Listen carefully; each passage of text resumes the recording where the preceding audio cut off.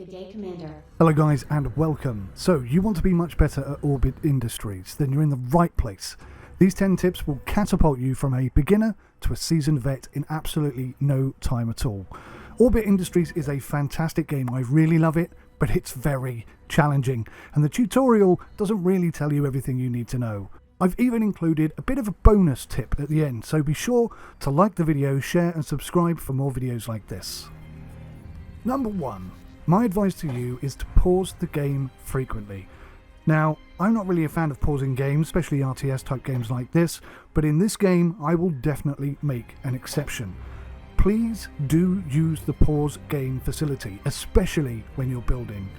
If you reach -5000k, then it's game over. I'm sure you know this already, but there's no warning, no reset, no discussion, game over.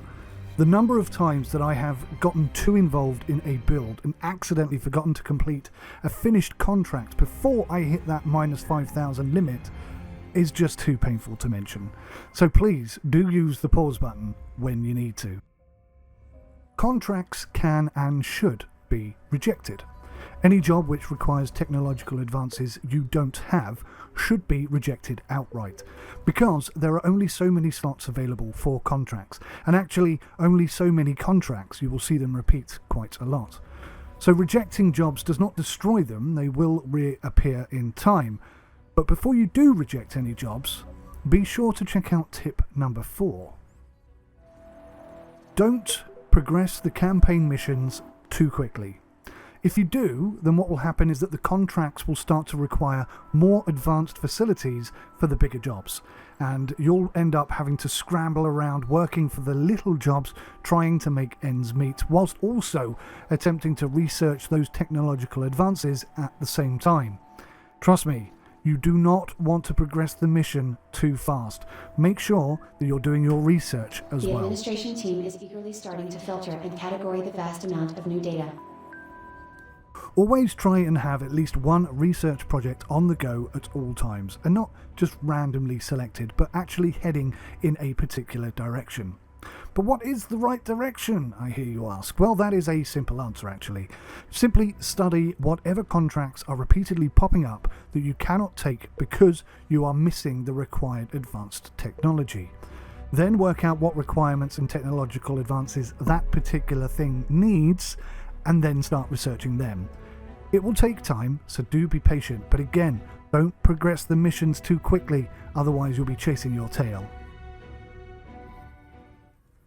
Separate your circuits. There are so many benefits to this approach, if for none other than the fact that it looks way better and it's way easier to manage. It also ensures that you'll retain 100% efficiency on anything that you haven't messed with, which is handy when you're juggling multiple contracts at once. And it also contains viruses and corruption from spreading throughout your entire system, which also helps to eliminate them quickly.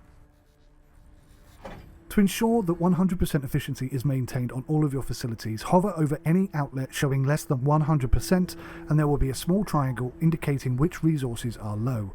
Then simply follow the chain back and resolve any connected issues there. Most times it is directly linked, but occasionally the discrepancy is actually further down the circuit and you just need to add maybe another battery to power systems further down the line. Now it is my opinion that loans of any kind are the devil's work. Now that's just my opinion, and you are absolutely free to think as you wish about loans. But let me just say that in Orbit Industries, loans are even worse than real world loans. Now loans are offered every so many ticks, so if you are going to take a loan, be sure to wait for a good deal. Now the best deals that I've personally managed to get from top to bottom, and there are 3 of them, are one with 2% interest and then the bottom 2 with 8% interest. Now the interest rate is only one part of what you need to consider. What is often more important is how much that will cost you per tick.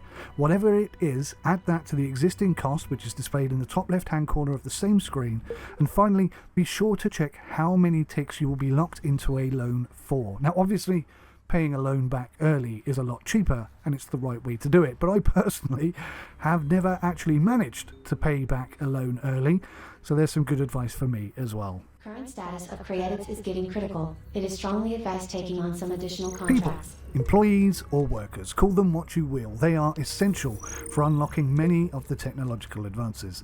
So do try and keep a healthy number of employees, more than you actually need, and factor them in whenever building anything new. They are pretty small at first, so make sure you've got a dedicated stalk just for these guys. Now, stalks and grouping is a very good way to ensure that your systems fit and don't overlap each other. It keeps things neat and tidy.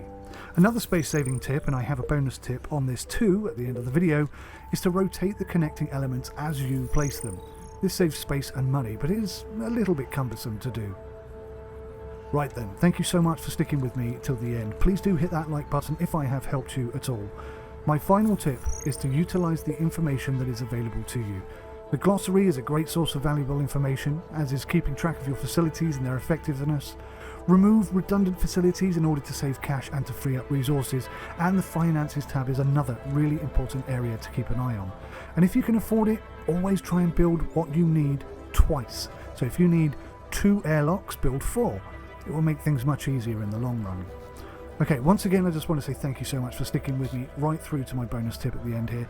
Please do share any insights or suggestions that you might have into the comments below in order to help other players like me and you to get their space station orbiting effectively. So without further ado, my bonus tip is admittedly a bit of a quirky one. And it's quirky because I'm not entirely sure how I manage to do it. Sometimes it works, sometimes it doesn't. When it does work, it saves me a lot of time and effort and money. It is possible to connect multiple connectors together without spacers, and here is the proof of it. Now, I'm not sure if it's a bug, but having looked at very closely at these connectors, I really don't see why they don't connect together like this all of the time. So maybe it is a bug, but in the favour of us, the player. I don't really know. If you know the answer to that question, then please do let me know in the comments. Thank you so much. Thumbs up really help the video to get shared and seen by lots of other people. I'd really appreciate it if you could leave me a comment as well. Thanks for watching. Take care. Bye for now.